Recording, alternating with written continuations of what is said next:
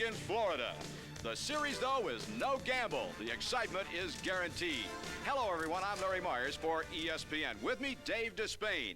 We're in Las Vegas, Nevada for Round 7 of the Camel Supercross Series at the Las Vegas Silver Bowl. Now, Dave, early in the series, and there was no pun intended at that time, we said the series would be a crapshoot, and I've not changed my mind. Now, Larry, I think if we were gamblers and we're going to spin the wheel here in Vegas, we'd have a hard time knowing where to put our money down. In 6 races, we've had 4 different winners. We mentioned we've had rookies and we've had veterans. One question we have answered, and that is that these kids are for real. These rookies are legitimate championship contenders, but we've got a half a dozen of those as we come into this race, and every one of them is extremely confident.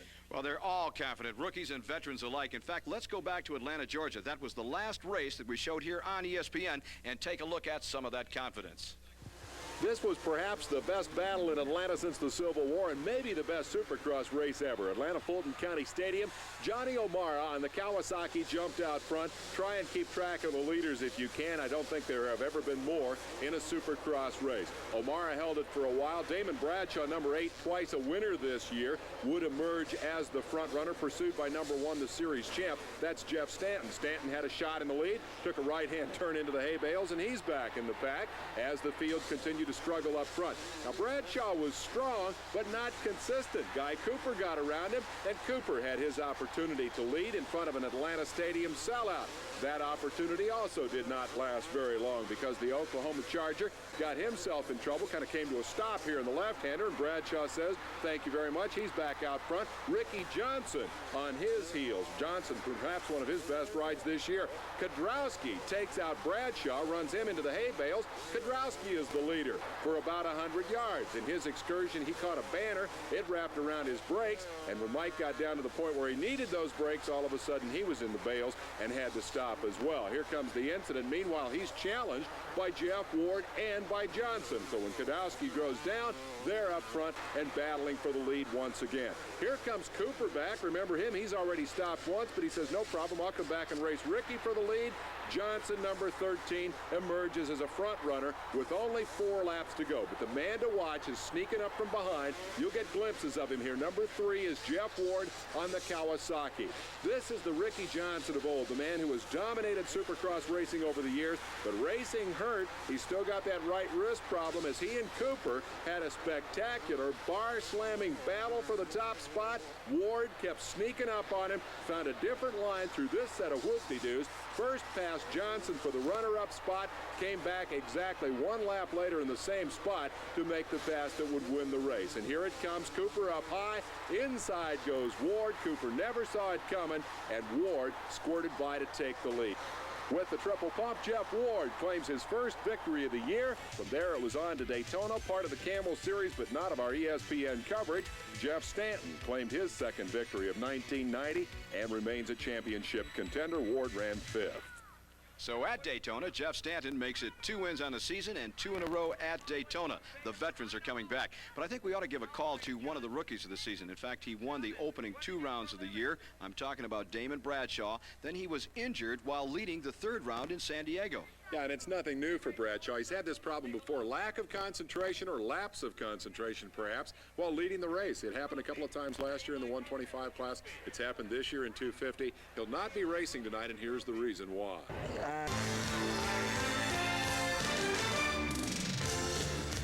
The Big Ten and Pacific Coast College Football Conferences annually meet on the gridiron in the granddaddy of all bowl games, the Rose Bowl. Pigskins, however, are not what the huge crowd on hand for tonight's confrontation expects to see. Hello, everyone. I'm Larry Myers. But first, let's take a look at the racetrack that they qualified on and on which the main will be run a little bit later tonight. Basically the size of a football field, and it's full of twists and turns. This is an open-air stadium, and these guys are going to have their hands full with this thing. They'll take more gambles here tonight than in a Vegas poker game. It looks interesting on paper, but it really is fascinating from the seat of the Scott Bike Cam. Let's take a look. This video obviously shot earlier today. You get a sense of the size of the stadium here. Those seats will all be jammed with Las Vegans tonight. The track itself features long straightaways with a lot of different variations in the whoop-de-doos. The corners like this one, where you run up high on the rail and then come back, tend to be switchbacks, 180-degree corners. Because this is a football field size racetrack, it tends to be long and narrow, and it doesn't give you quite the opportunity for variety that some of the other Supercross courses have. This is where you really need the right bike setup and suspension setup. You've got to be able to get over these obstacles smoothly and quickly. The other key issue is the right line. As this racetrack is raced on all night long, the lines will change, and you got to have the right one. What are the better odds, making it around this track in one piece or getting rich playing the slots here in Vegas? Yeah, for you and I, we better stick to the slot machines, Larry. We know how tough it is to make out there. It is tough, just about as tough as it will be to make the main event out here tonight. Let's take a look at the qualifying procedure, then we'll get into the qualifying action. It's no piece of cake just getting into the main event. At heat race number 1. Out in front, that lime green Kawasaki belongs to one of the veterans. It's Jeff Ward, a two-time Supercross champion. Ward took the whole shot, and he would not be threatened in this one. Now, right behind him is the former, or defending, I should say, Supercross champ. That's Jeff Stanton out of Sherwood, Michigan. Behind him, the French rider, Jean-Michel Bale. That's Stanton's Honda teammate. Now, that pair of riders provided a little bit of action during that heat race, but basically it was a runaway by Jeff Ward. One of the things you like to do in your heat race, Larry, is psych the other guys out. If you can blow them off in the heat the way Ward is here, it really sets you up as the guy to beat for the main event. It's a tremendous psychological advantage. And on the other side of the fence, it's good to set back occasionally and watch the lines. Now, Jeff Stanton really doesn't appear to be too concerned with the fact that Ward is winning this event. He was content. Look at that. I was just starting to say he would be content possibly to watch the lines of Jeff Ward and learn a little something for the main event. Bale finished 3rd, Doug Dubach 4th, Jason Upshaw 5th. That's the way it went in heat race number 1. Wardy start to finish. Heat race number 2, a Honda jumped out in front. Rider number 11, Mike Kidrowski. Now, Guy Cooper was in it earlier. He was passed by his teammate, number 17, Larry Ward, aboard the Suzuki, and Ward is climbing all over Mike Kidrowski. Now, Ward earlier this season won one of the Supercross events, did it in fact in front of his hometown crowd in Seattle, Washington, and really thrilled that crowd, and of course thrilled himself in the process, and he has been tougher since then. I think, Dave, that once you put that win in a book, it kind of generates more wins for the future. Confidence is a big issue. You've got to know that you can beat the other guy, and once you've got that confidence, then you're willing to go out and take a chance. Now, right now, he's working on Kidrowski, who's a proven 125 rider, the 125 national champion. He's been inconsistent in the Supercross campaign right now. Oh, and Ward just about did the classic flying W over the handlebars and still pulled off the pass. Can he make it stick? That is amazing that he was able to not only maintain control, but to take over that number 1 position. I think probably Kidrowski looked over and said, I'm not believing this. And he wondered what was going on beside him, and he got off the gas so that he could see the completion of that crash that he knew was coming. But look at this. Now Ward is actually extending that lead.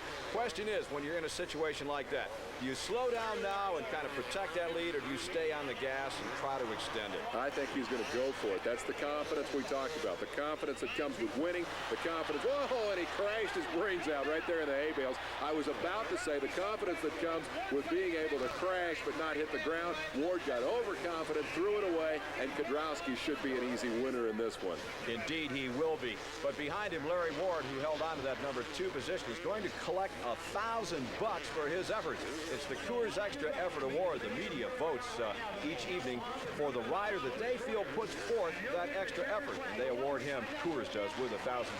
Kidrowski takes the win. Larry Ward takes $1,000. Behind Kidrowski, Guy Cooper takes the number 2 position, Mike Fisher 3rd, Larry Ward 4th, and Denny Stevenson, who rides in the East Coast 125cc class, finishes in the top 5. Round number 3 of the heat race competition, and it was the former Supercross champ, Johnny O'Mara, the O-Show, number 9 aboard the Kawasaki, but followed closely by his teammate, rider number 20, Jeff Matasovic from La Habra Heights, California. O'Mara, now living in Nevada, has made the rounds not only of the states and his living sites, but of the motorcycle manufacturers. Started his career with Honda, was with Suzuki 1 year ago, making the switch in 1990. One last stab, I think, at trying to salvage something out of his career. He wants to go out a winner, trying to do the best that he possibly can for the green mark. And now being passed by his teammate and younger teammate, I might add, the new life and breath of Supercross, Jeff Matasovic. Exactly, Larry. It's the changing of the guard. Osho's been around for years. Matasovic is the rookie who is, in fact, leading this championship point series. Johnny's been beat up over the years. He's suffered a lot of injuries. He's ridden hurt for a long time. Point is, you got the old guy, the veteran, being passed by the new kid. And speaking of kids, here come a couple of more from LaPorte, Indiana. Rider number 10 is Mike LaRocco, another Suzuki rider. Right behind him, his teammate, we saw just a glimpse of him, number 6, Ron Tishner out of Florida. Matasovic, though, with a great cross-up.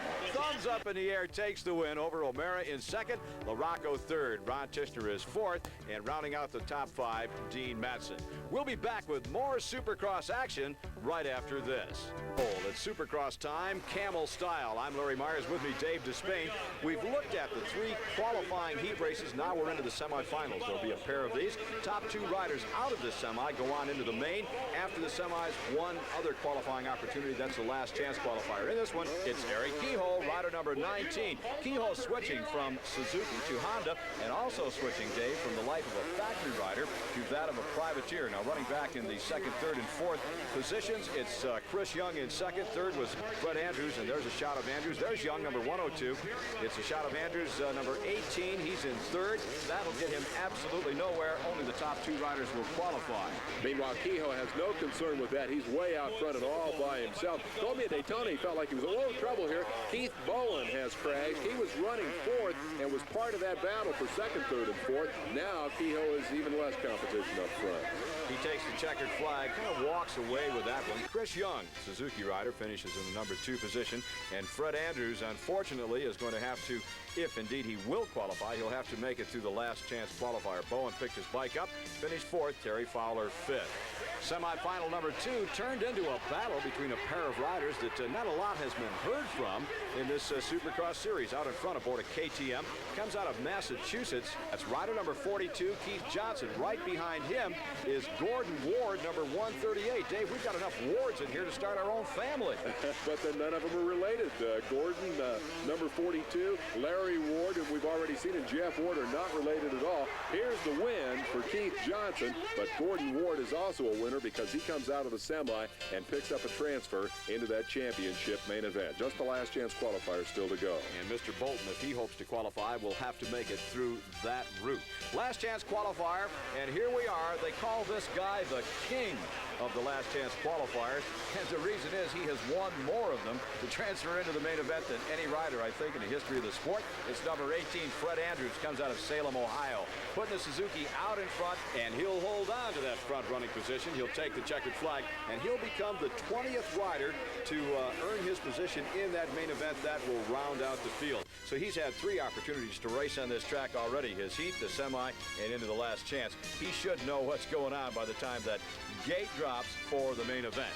We'll have Supercross action coming your way, 125 and 250 mains right after this.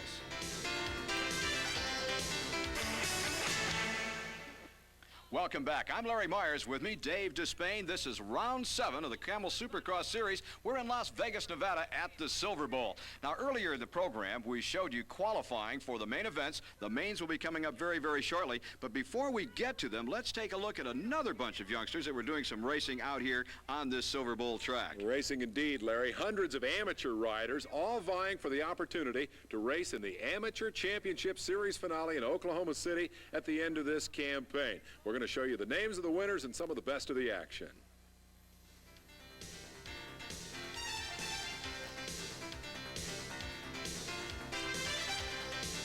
Whether or not they make it to Oklahoma or make it home, are looking for a spot on this 125 line in the future. This is the farm system for Supercrosses. We've not talked much about them today. But basically, they go through the same qualifying procedure as the 250cc counterparts. Qualifiers, then the main event. This is the main. Now, there are 3 riders that did qualify. Unfortunately, their main event performance not turning out to be exactly as they had pictured. Action up front is hot, heavy, intense, and here we go. It's underway. They're sorting themselves out. Out in front is Ty Davis, number 26. Davis is the Western points leader, but Davis gets past number 125. Jeremy McGrath took an outside line and railed around Davis. He was not impressed at all that Davis is leading this point standings, Dave. No, indeed. Davis is twice a winner this year. The other guy who figures in this is number 43. He's running 3rd right now, and that is Michael Craig, who's also won a race this year. But for the moment, the story is the charge of McGrath. He is on the gas hard. So far tonight, it's been a great night for Kawasaki, by the way. This is the 125 version of the Green Machine. There's another rider that has taken an off-track excursion. He's all right, up, and hopefully he'll get back at him out of this race. But they'll try to get as much riding time. That's why they fall and come back. They try to get as much riding time in as possible. I mentioned earlier this is the farm system, and I can't think of a better term to describe it. It's a training ground for up-and-coming Supercross stars, the stars of tomorrow that will be competing on the 250cc machines. Countries divided into eastern and western regions. East region, of course, rides only against other riders within the region. And that gives more riders a chance to ride in front of huge crowds in the Supercrosses. And, whoa! And the second place rider will have to go back. He's okay. It was Ty Davis. Just out of the corner of my eye, I saw Davis kind of butt into that whoop-de-doo, or that little jump, and it looked like he was going to come unglued, but Davis was able to save it and hold on to that number 2. No, he was passed. Number 43, Mike Craig, has taken over the number 2 position. He made a good recovery and didn't lose much racetrack, but the problem for him was that Craig was right on his rear wheel, and now we got somebody else back there way out of shape. That was Vince Devane getting it real sideways. Number 97 gathered it back up and kept going. Now, the 125 class, you know, we call it a training ground, but I have to think that the 125s are probably more difficult to ride and control on the racetrack than the 250. Reason is the lack of power. They have all of the handling characteristics that the 250 have, but they don't have that power to get them out of trouble. And also there's a thing called a power band. If you drop off the power band or you decrease the revolutions of the engine, it's harder to get that small engine worked back up to speed. So when you make a mistake on a 125, it's much more difficult to recover from than on a 250. So that was the real problem with Ty Davis. He only lost a few yards, but he did put one rider in between himself and the leader, so he's got to go to work. If he wants to finish in that number 1 spot, he's got to go to work to make the pass. And look at there. He finds a good line to the inside. He actually got by Craig. Craig come back, squared it off. They were side by side going through the next corner, and Craig carried him all the way out to the wall, and he had no choice. Let's see what happens. No, Dave, right there, he could have come back and done the same thing to Mike Craig. He should have put that wheel out in front of Craig and forced him into the wall and had Craig shut off, but he didn't do it. I don't know. Where did nice guys finish in Supercross? 3rd in this case, and I don't know whether Davis is just saving himself for a later move or not. He may be taking the measure. We'll find out when we come back.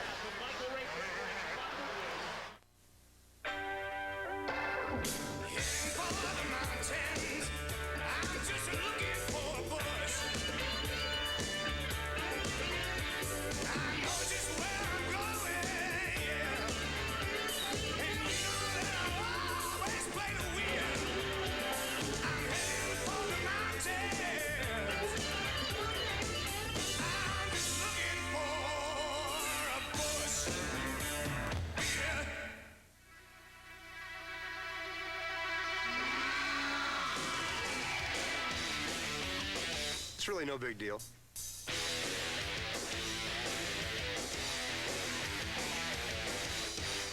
I'm twice as old as most of the guys out there.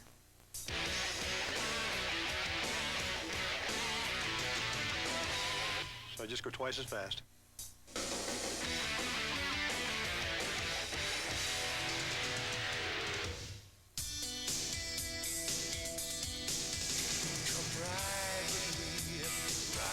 Back. I'm Larry Myers. With me, Dave Despain. Jeremy McGrath continues to lead this 125cc main event. He's number 125, as a matter of fact. We're in Las Vegas, Nevada at the Silver Bowl. It's round 7 of the Camel Supercross Series. We're looking at 125 action still to come. The 250 class. The battle on the racetrack has been between the last several laps. Mike Craig, number 43, and number 26, the existing points leader in this 125 Western Division. Now, those two riders, Dave, have been all over each other. Well, they've been all over each other tonight, Larry. They've been all over each other all season. Number 26, Davis, is twice a winner this season. And number 43, Craig, has won one previous race. So as he tries to hold off Davis, this is not the first time they've been engaged this season. Jeff Emig is the other guy who has won a race. He hasn't shown himself up front yet. For now, these two guys are racing for second spot because Jeremy McGrath hasn't covered. Well, we talked about the Camel Point Series, or the Camel Supercross Series, I should say, this being round 7. It's only round 5 for the Western Region 125 class. Now, because of that split, we do come out with some uneven numbers. So we want to quickly point out that when we get into the 250s, we'll be talking about round 7. Here it's round 5 for the 125cc class. Our leader continues to be Jeremy McGrath. He's out front. And there's your second place man, Michael Craig, rider number 43, with Ty Davis, number 26, holding down the number 3 position. Good action in this 125 class in the Silver Bowl in Las Vegas. Davis seems to have lost the pace now. Craig is pulling away, and that's got to be frustrating for Davis because he needs those points to stay out front. He's in danger of falling into the clutches of Ryan Hughes here, who's the 4th place man, and he could make it a Kawasaki sweep as McGrath keeps extending it up front. See the gap back to Davis? He's definitely lost the rhythm, and the 4th place guy is now closer to him than he is to second place. Well, one of the reasons this 125 class is so good and so is exciting is there are so many riders out there that are equal on motorcycles that are equal. Now, Jeremy McGrath has not won one all year. He's looking for win number 1. Michael Craig won the opening round, and he's not tasted the checkered flag or the champagne of victory since that point. Ty Davis winning the last 2, and look where he is, settled back in the number 3 position. These kids get a lot of help from the factories in some cases, and in other cases are aspiring to be factory riders. But you make the point about equal competition among brands. The people who build these motorcycles put a great premium on winning races in championship environments, whether it's the 125, the 250, or the 500s that race exclusively on the outdoor tracks. There are championships in each division. There's a customer market for each division. So winning on a 125 is just as important as a 250 or a 500. Actually, in terms of out-and-out numbers of sales, I believe probably that 125 class is more important to the factories, although the emphasis is placed on 250s and 500s. And I think that's probably because the riders, they take their internship on 125s, then they move up, and that's where the heroes are made. But the emphasis are very, very important on this 125 class, as you pointed out, because this is the largest selling class of dirt bikes in the United States. It's where everyone gets their start, and that's what Supercross racing is all about in the 125 class. And here comes our leader, number 125, Jeremy McGrath, aboard the Kawasaki. He is really riding well since he took that number 1 position.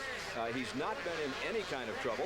He's opened up about a 2 or 3 second gap and seems content to stay there. But I think the most important thing is he's sticking to his lines on the track, and he looks very, very smooth. He's stretching his advantage actually in traffic, meaning that he's working the so-called lappers more effectively than the guys who are running for 2nd, 3rd, and 4th. Here's our first good look at Hughes, number 120, who is beginning to put a little pressure on the 26 of Ty Davis. That's the race for 3rd and 4th. Davis was up there contending for the runner-up spot, but now he's completely lost touch with the 2nd place man, number 43. Michael Craig is all alone in that runner-up spot. And the blue flag being given up on top of that finish line hill to some of the lapped riders. What that blue flag means for the benefit of those of you that have never experienced Supercross racing in the flesh, it means that you are being lapped. There's a faster rider coming up behind you. It doesn't necessarily mean move over, get off the track. It just means hold your position. There's a guy coming around you, and you're not supposed to race with him. Now, one of the things that happens when you're being challenged for a position, as Ty Davis is behind Michael Craig, number 43, he's being challenged, and he has to worry about that rider coming up behind him. He needs to protect himself in the corners. When he does that, he's not able to really get the drive necessary to gain ground. So Davis has 2 things on his mind. He has to worry about catching Michael Craig. He has to worry about keeping Hughes behind him. Hughes is closing and working the traffic very well. It's a real problem for Davis because he's got to be looking two ways. The slow guy's in front of him, the fast guy coming behind. This guy is clear of traffic for the moment, and I think it looks like Jeremy McGrath has things pretty well his way right now. He's got a clear racetrack and a huge lead over the 43 of Michael Craig. But when you're out in front and you have a lead, it matters not where you go as long as you stay upright on two wheels. If someone is pushing you, and again, we'll go back to Hughes and Ty Davis, when someone is pushing you, you have to be very, very much aware of where you're going. The guy behind you has the advantage in that situation, Dave. He can see what your lines are. He can see where you're going, so he knows where to go, and that obviously is where you're not. And that's what he does when he tries to make a pass. If you have a lead, if your position is all alone on the racetrack, no one to threaten you, then you can pick lines that range from A to Z, and it really doesn't matter. Keep it up on two wheels, keep the throttle turned on, and you're going to be safe. This could be a big victory for number 125, your current leader, Jeremy McGrath. Third in the point standings. He's only 5 behind the second place man, Michael Craig, in terms of points. It pays 25 to win one, 22 points for second. So if the second place man, Craig, hangs on to his spot, McGrath can't pass him in the points, but they'll be just 2 points apart in the race for second. And perhaps more importantly, Davis is going to lose ground. He had a big lead coming in of 27 points. So the victory could be crucial in terms of point standings for all of the top 3 riders here. Another reason, Dave, to accumulate as many points as possible. At the year end, the season finale for the Camel Supercross Series, that'll be in the Los Angeles Coliseum. There will be a major meeting between the East and the West regions in the 125 class. Top 10 from the final standings in the East will meet the top 10 from the final standings in the West. And they're going for a $10,000 purse. Now, when you're a young and up-and-coming rider, to get a hunk of that 125, a big payoff, that $10,000, well, it's pretty important to get those points and to, you know, even if you're not leading or second or third, the points are just so important for these young men. Well, that's a lot of cash to race for when you're a teenager, and it's a measure, I think, of the growth of Supercross racing as the top flight guys, the 250 featured class in this division, make more and more money through the involvement of more and more sponsors. Then it trickles down, and these guys get a shot at bigger bucks. They're sort of the halftime show, if you will, here at these events. But as you can see, the level of competition, the quality of the motorcycles, the quality of the riders is steadily improving, just as the 250s are moving up as well. So it becomes more lucrative for everybody, and that just means the sport is healthy.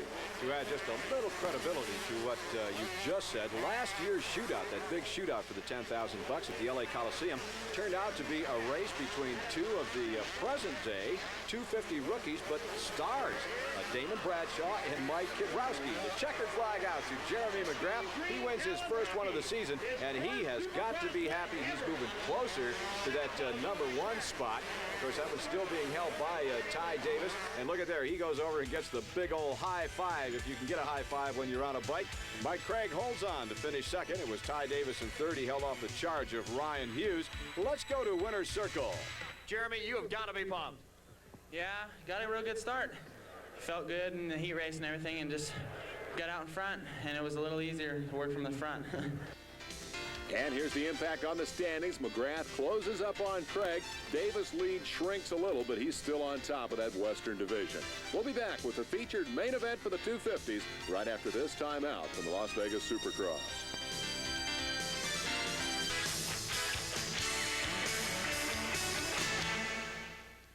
Welcome back. We've watched the 125cc main event here in Las Vegas, the Silver Bowl. That's where we are. It's round 7 of the Camel Supercross Series. The Coors Extra Gold Super Challenge, the main event for the 250 class in the Camel Supercross Series, is about to get underway. Now, before it does, let's take a look at what I think most riders would agree is the most critical part of any race. Got to be true, Larry, and that's, of course, is the start. The guy who's been the master of the great start this year, operating most effectively off that gate, is the guy they call the doctor, Doug Dubach. About 15 seconds into the 30-second card, I'm just really clearing my mind of everything. Revving the bike up, just mentally preparing myself for getting out of that gate. As the 30-second board goes sideways, I know I've got at least 5 seconds, so I just count it down slowly in my mind. And once I get down to when the gate could drop is when I really focus. I watch the gate next to me because it's easier to see than my own gate dropping. Right as the gate's ready to drop, I picture it dropping. So that way I'm ready for when it actually drops. If you're sitting back waiting for it to drop, then it'll catch you off guard. So as that gate's dropping, I'm already have pictured it going down. And, of course, that same procedure, Dave, is going through the minds of 19 other riders that are all preparing for that start. In Supercross competition, probably more so than any other form of motorcycle racing, the start is extremely critical. The corners are very, very tight. Passing is difficult. So, obviously, if you can get the hole shot, if you can get that lead right off the bat, you'll have the opportunity to put a little bit of distance between yourself and the guys that are charging up through the pack. The 30-second board is up. When that card goes sideways, it's a signal for the riders to have their bikes in gear and to really start concentrating, as Doug Dubach said, on that fair start starting gate that is right in front of them. They'll start revving the engines right about now. They're set to go. As soon as they see that gate wiggle in the slightest, they're going to drop the hammer, and there they go. Round number 7 of the Camel Supercross Series is off. We've got a problem right off the bat. There's Mike LaRocco, Ronnie Tischler's Suzuki teammate, and Jeff Ward. He was involved in it. 3 riders are down. It looked like LaRocco was being drugged along the track by Jeff Ward. Meanwhile, out in front, Jeff Matasevich, and would you look at that, the man that just showed us how to put it all together from the starting line, the Dr. Doug Dubach, has emerged with a hole shot. Number 7, he's your leader on a Yamaha. Behind him, Matasevich. Then comes Stanton. Let's go back and take another look at that disastrous crash for the Suzukis. Mike LaRocco runs into the back of his teammate, number 17, Larry Ward. Ward keeps going. LaRocco's body swings out and smacks the back of Jeff Ward's motorcycle. He falls off. Tischler, another Suzuki rider with nowhere to go, becomes the 3rd man involved. Well, fortunately, all 3 riders got up from that one. LaRocco has not gotten back into the race as of yet. Tischler and Ward hovering around the back part of the pack. Up front, though, it's the Dr. Doug Dubach. Rider number 7. Here comes Matasevich on the inside. Now, Matasevich has been the early leader in most of the Supercross events that we've run to date. And Matasevich is looking for that position right now around the outside as Dubach stumbles just momentarily. And I think the reason he stumbled is he wanted to go high, Dave, but he had to hit the brakes to avoid hitting Matasevich, and that left him nowhere to go except a little bit sideways, a little bit squirrely, but he held on to that number 2 spot. Matasevich out in front, as I started to say. He's been the leader throughout the series, but he's had a habit of fading. I wonder if he'll be able to keep it all together in this one. Now Jeff Stanton goes to the outside of Dubach. He takes over the number 2 position. Stanton was running through his mind. He was saying, hey, they're not getting away from me this time. I'm holding on to this one. And look at there. Dubach is really falling back. Number 17, Larry Ward, has jumped into the middle of it. And there's the French rider, Jean-Michel Bayle. And Dubach is all the way back to the number 5 position. And right behind him comes Guy Cooper, number 4. Dubach has really had his hands full, and he's not done yet. He had a great start, but it's certainly gone sour in a hurry as he's fallen from 1st to 5th. Man on the move is Bayle, number 22. Now, Matasevich has been a fast starter all year long. Bayle, on the other hand, has been the mid-race charger. He's the guy who started back 4th, 5th, 6th, move up to 2nd, 3rd. But he says he gets tired by the time these races are over. Matasevich, for the moment, pulling it out over the guy that won this series a year ago, Jeff Stanton. He may be the factor tonight. He may be the challenger to the kid. Could very well be. Stanton is on a roll. He won in Daytona just 1 week prior to this. Again, that show not seen here on ESPN. It is part of the Camel Supercross Series, but not the ESPN telecast. So Stanton coming off a roll. He's hot. Stanton went wide, and I think Bayle got by Stanton. They're side by side. No! Bayle was able to pull it back, or Stanton rather was able to pull it back and hold on to that number 2 position and keep Bayle at bay. It looked like he was going to get around. We'll have to keep our eye on that part of the track as Bayle has a hot line there. Matasevich out front. There he is out of La Habra Heights, California. So far this year, he's not put together the win, but since Seattle, round number 4, he's been the points leader, and he wants to win a Supercross event, as he told us earlier, more than anything in the world. He's been learning from his teammate Jeff Ward, who's way in the back of this bunch because of that early tangle. Matasevich is the young, up-and-coming rider, 20 years old, as we watch Bayle again make the challenge on the defending series champion. That bike, he just blew blew right by Jeff Stanton in exactly the same spot, Larry.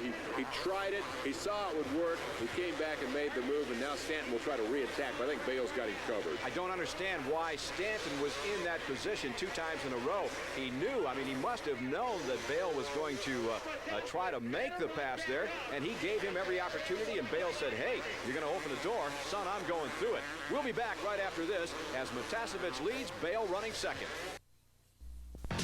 I'm Larry Myers. With me, Dave Despain. We're bringing you Supercross action from the Silver Bowl in Las Vegas, Nevada. It's round 7 of the Camel Supercross Series. Jeff Motacevich, rider number 20, is your leader. Earlier, we talked to Motacevich about what it would take to keep it all together and take the checkered flag on this racetrack here in Nevada. This track's going to have to ride really smooth and consistent. There's a lot of whoop-de-doos, jumps, and a lot of areas to lose a lot of time or make up time. So staying really smooth and consistent, I think, is going to be the game plan here tonight. Well, the game plan is working well for Motacevich out front. Meanwhile, being smooth and consistent back in the number 3 position is rider number 1. We just had a shot of him. Here he comes heading into the camera. Jeff Stanton, the defending Supercross champ. Jean-Michel Bale, just to the right of your screen, disappearing. Number 22 is holding down the number 2 position. So this one right now belonging to Motacevich. But so many times this year, Dave, we have seen Motacevich be smooth. We've seen him be consistent, out in front, but each time he seems to run out of gas. Well, yeah, his arms were pumping up in the first couple of races. He got into tangles with other riders, got into a shoving match with Larry Ward, the eventual winner at Seattle. He's never really been able to put together a whole race, but I think the kid is really maturing. He's riding a whole lot more brainy race here tonight than he's ridden all season long, and you see the payoff. Look at the gap back to Bale. Bale is not closing on Motacevich at all, and to me, Jeff looks very much like a winner tonight. He looks like a kid who can go the distance, and it's the first time this year he's looked that way. Well, earlier this evening, you talked about confidence. If Motacevich looks over his shoulder, he's not going to see the front wheel of Damon Bradshaw. He's not going to see Larry Ward. He's not going to see his teammate Jeff Ward. He's going to know that he's alone right now in that number 1 position. So that confidence factor could be telling its tale out here in this Las Vegas track. Bale is one of the guys who interests me as we watch him come by in second spot. This is the world champion. He's got a big lead over Stanton. He's got a big gap to make up to Motacevich.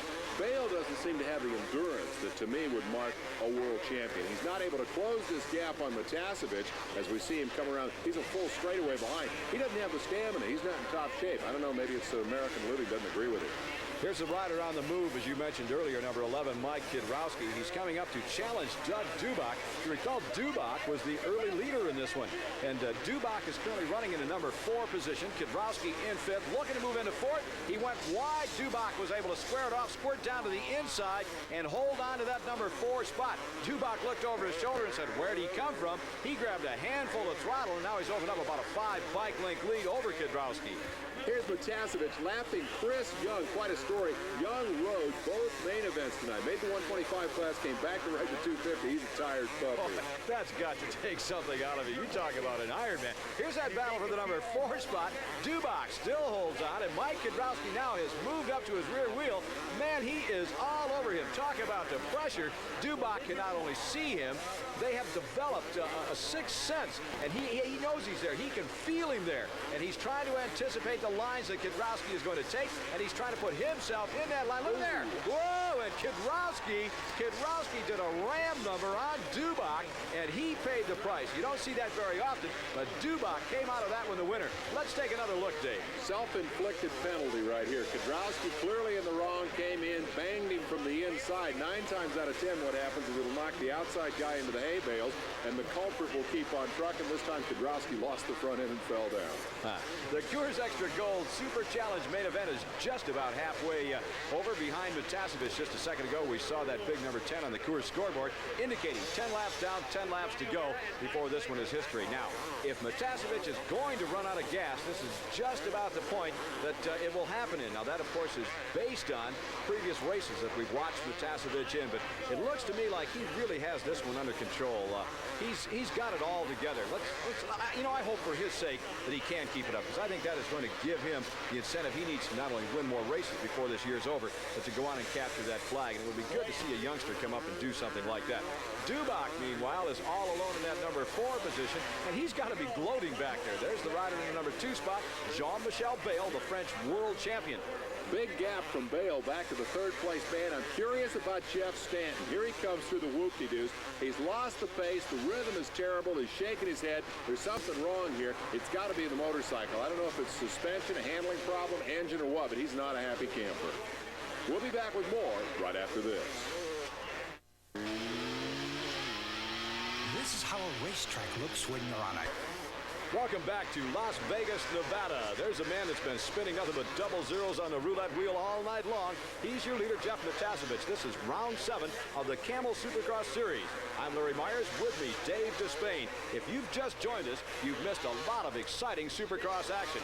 Back in the pack, there's Larry Ward. There's a call to number 6, Ron Tischner. You remember on the opening lap, the opening corner, Tischner, number 6, crashed his brains out. He was dead last, and he has really worked his way up through the pack. He's come a long, long way, while his teammate, Larry Ward, number 17, is faded. The other guy that deserves a call in there is the 23 on the Kawasaki, Mike Fisher.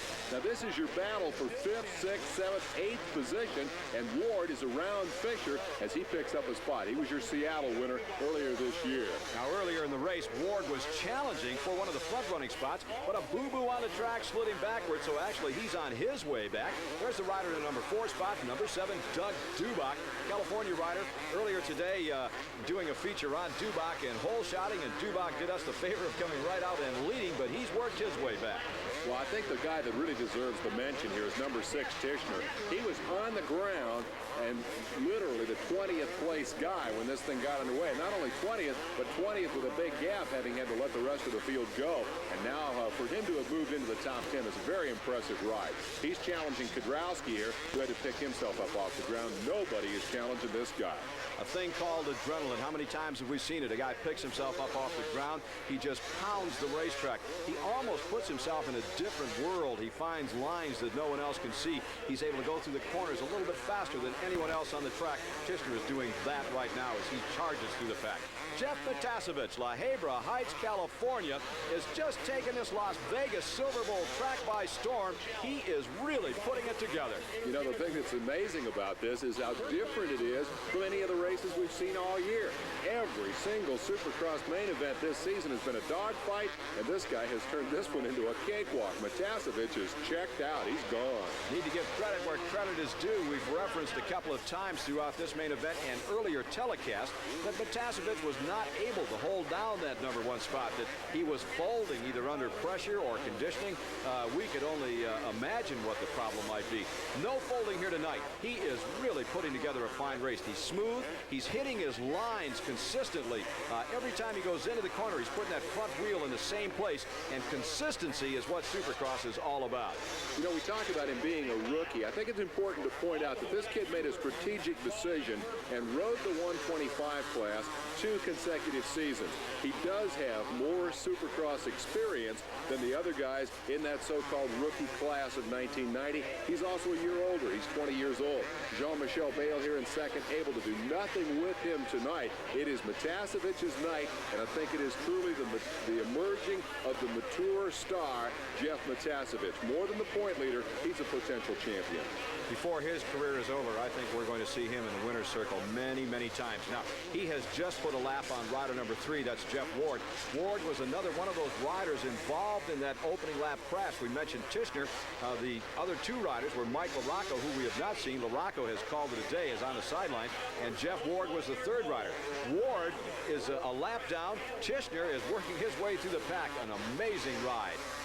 As we watch Matasevich reeling in that checkered flag, you got to appreciate the extent to which that championship is a motivator. To be able to go out at his age, here's heavy traffic for Bale. Looks like he's going to get through unaided. To be able to go out and win a championship at the age of 20 will literally set this kid up for life. If he doesn't get hurt, if he doesn't get into some kind of trouble and get bounced out of his contract, he could literally put away enough money in 5 years' time as a Supercross champion to retire and live the good good life. Hundreds of thousands of dollars are at stake for this championship series. One, you get bonus money from Camel. You get money from the manufacturer. Kawasaki is going to pay him just a ton of money if he can win this thing. He gets a bonus every time he wins a race.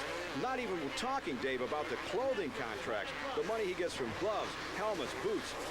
I'd like to be in his position, except I really don't want to go through all of the pain, all of the dedication, all of the effort and time that it takes to get there. Exactly. It's money you earn. You earn every nickel of it. It's not an easy way to make a living. But boy, right now, this kid is having it easy here in Las Vegas. And again, I'm just amazed at how thoroughly he's dominated the event. Granted, Ward got knocked down early, but other than that, it's been Matasevich's night. We'll be back for the exciting finish of this one right after this.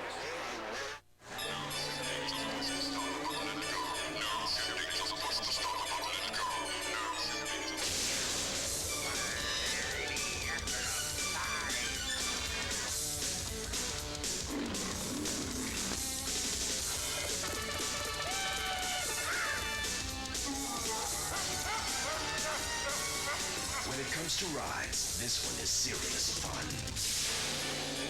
The new Cub, only from Honda. Baseball tonight.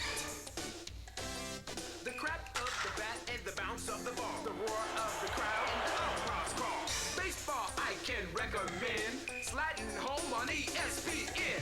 Tuesday, Wednesday, Friday, and Sunday. Suicide squeezes, home runs, and double play. The Dodgers face the Mets, then the Yankees take on the Mariners, live in a Friday night doubleheader. Baseball tonight on ESPN. Welcome back. I'm Larry Myers. With me, Dave Despain. If you've just joined us, we're just about to see the conclusion of an extremely exciting Supercross race from Las Vegas, Nevada in the Silver Bowl. It's round 7 of the Camel Supercross Series. Jeff Matasevich, rider number 20, is your leader. There's second place, Jean-Michel Bale, the French rider, number 22. Matasevich on a Kawasaki, Bale on a Honda, as is our third place rider, number 1, the defending Supercross champ, Jeff Stanton. And the white flag signifying 1 lap remaining is out. Rider number 20, Jeff Matasevich, has 1 lap to go. He's going to win this one, Dave, if he keeps it upright, and he is happy. He knows it. He knows he's got him beat. He knows he's got it covered. He knows that he's put that reputation for fading in mid-race behind him. This is Jeff Matasevich's night. Not an exciting event in terms of close competition, but a superb demonstration of Supercross riding excellence by a youngster with a great future in this game. Great future indeed. I think before his career is over, we're going to see this young man, oh, is he happy. We're going to see him capture many, many more checkered flags. He's well on the way to his first one. There it is. Arms up in the air. Usually that's a field goal, but here in Vegas, I think we're going to call it blackjack. We're going to call it put your money on the roulette wheel and take it all home. Hit the Big Daddy slot. He's got it all. Boy, is he happy. That's Jerry Campbell, his mechanic, congratulating him as coming over the finish line, the rest of the riders. Bale has come across in second. We're waiting for Jeff Stanton. Here he comes, and something definitely wrong with that motorcycle. You made that comment earlier. I want to give a quick call to the Mickey Thompson Entertainment Group. Appreciate their help in making this telecast possible. The American Motorcyclist Association, and of course all of the folks here at the Silver Bowl in Las Vegas, Nevada. Take a look at this. First time ever, Jeff Matasevich top of the heap in Supercross final results. Jean-Michel Bale second. The defending series champ Stanton is third. Pole shot artist Dubach fourth. Looking at the second 5, Kudrowski finishing 6th, O'Mara 7th, Mike Fisher 8th, and Ron Tishner coming up for a 9th. Let's go to winner's circle. It feels great. This is my whole life dream right here, winning the 250cc Camel Supercross race, and tonight, you know, it came true. It just shows that with a little hard work and a lot of determination, your dreams can come true. Well, he's done the hard work, he has the determination, and he has the championship series point lead, and that means that the biggest dream could still come true, and that would be the series title. So Jeff Matasevich finally does it. He put it all together and took the checkered flag. He's been trying so hard all year. He's got to be happy. He's been, though, you know, the most consistent rider throughout the season. He's got a healthy points lead now. Do you think he's going to sit back and rest on his laurels? No, he can't afford to, Larry. 14 points is not that big an advantage. And with 11 races to go, everybody's going to be coming at him. He now is the target that everybody's shooting at. The key for Matasevich is his own self-confidence. He knows now he can beat everybody out there. He can start thinking of himself off as a champion. Well, we'll see if the races to come, if he's able to keep it all together and take a few more checkered flags, hold on, more importantly, to that points lead. From here, the series moves to the most famous bowl in the world, the Rose Bowl in Pasadena. We'll be there for the next round of the Camel Supercross Series. Hope you'll join us right here on ESPN. For Dave Despain, I'm Larry Myers. We'll see you next week.